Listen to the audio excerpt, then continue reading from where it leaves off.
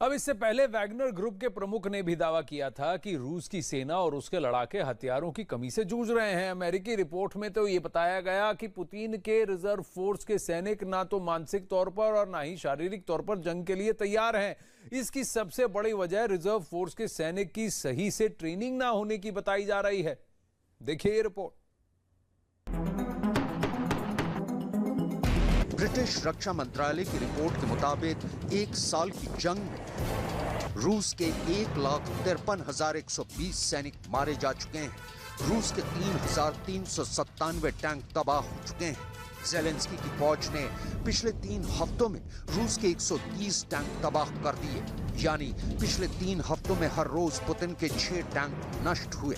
इसके अलावा रूस के 588 एयरक्राफ्ट और 18 शिप तबाह हो चुके हैं।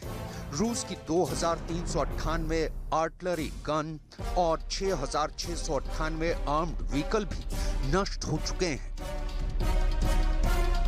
ये आंकड़े ये बताने के लिए काफी हैं कि हकीकत ये है कि यूक्रेन जंग को जीतने और ज़ेलेंस्की को झुकाने की जिद में पुतिन हर हद पार करने के लिए तैयार है, चाहे इसके लिए उन्हें कितनी बड़ी कीमत भी क्यों ना चुकानी पड़े। इसलिए उन्होंने डोनेट्स्क और उसके आसपास के इलाकों की जंग में वैगनर ग्रुप के लड़ाकों को भी उतार दिया है। ब्रिटिश रक्षा मंत्रालय ही नहीं बल्कि ये हकीकत तो वैगनर ग्रुप के चीफ येवगेनी प्रिगोजिन भी खुद कबूल कर चुका है कि रूस की सेना और उसके लड़ाके हथियारों की कमी से जूझ रहे हैं।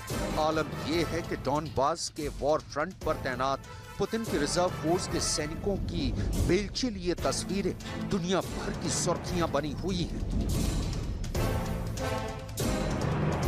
ब्रिटिश रक्षा मंत्रालय का दावा है कि रूस के रिजर्व फोर्स का मनोबल भी गिरा हुआ है और पुतिन के रिजर्व फोर्स के सैनिक ना तो मानसिक तौर पर और ना ही शारीरिक तौर पर जंग के लिए तैयार हैं। लिहाजा वॉर फ्रंट पर वो सिर्फ मरने के लिए जा रहे हैं। ब्रिटिश रक्षा मंत्रालय की रिपोर्ट के मुताबिक रूस की सेना हथियारों की कमी से भी जूझ रही है। लिहाजा अब वो क्लोज कॉम्बैट टैक्टिक्स का इस्तेमाल कर रही है। क्लोज कॉम्बैट में छोटे फायर आर्म्स और बेलचे जैसे हथियारों का इस्तेमाल किया जाता है। अमूमन बेलचे का इस्तेमाल गड्ढे खोदने के लिए किया जाता है, लेकिन जंग में इसका इस्तेमाल हैंड टू हैंड यानी हाथ की लड़ाई में एक हथियार के तौर पर भी किया जा सकता है। रूस में इसे MPL-50 कहा जाता है। रूस ने 1869 में इसकी इजाद की थी। ब्रिटेन ही नहीं बल्कि अमेरिका के रक्षा मंत्री का भी मानना है कि यूक्रेन जंग में रूस ने जिन सैनिकों को उतारा है उन्हें अच्छी तरह से ट्रेनिंग नहीं दी गई है। इतना ही नहीं, उनका भी मानना है कि रूस के सैनिकों के पास जंग लड़ने के लिए सही हथियार भी नहीं है। I do see on a daily basis is the Russians continuing to pour in a lot of ill-trained and ill-equipped troops, and those troops are very quickly meeting their demise. I think we'll continue to see that with the Russians going forward. Ukrainians are fighting to hold their own. At the same time, they're building combat power. They're training troops. They're receiving new platforms.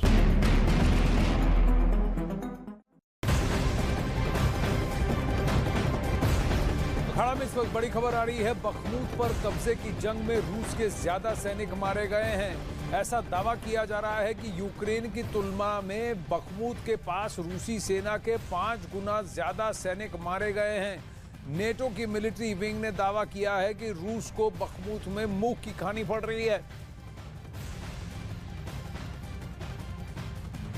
Bakhmut रूस के लिए बहुत critical है और कई सारी ऐसी खबरें। रूस ने इस बात की अब तक पुष्टि नहीं की है कि क्या बखमूत में उसका इतना नुकसान हुआ है, उसके इतने सैनिक मारे गए हैं। जहां एक तरफ रूस वीडियो जारी कर रहा है, वहीं पश्चिमी मीडिया और नेटो की ताकतें अलग अलग बयान, अलग अलग क्लेम्स कर रही हैं।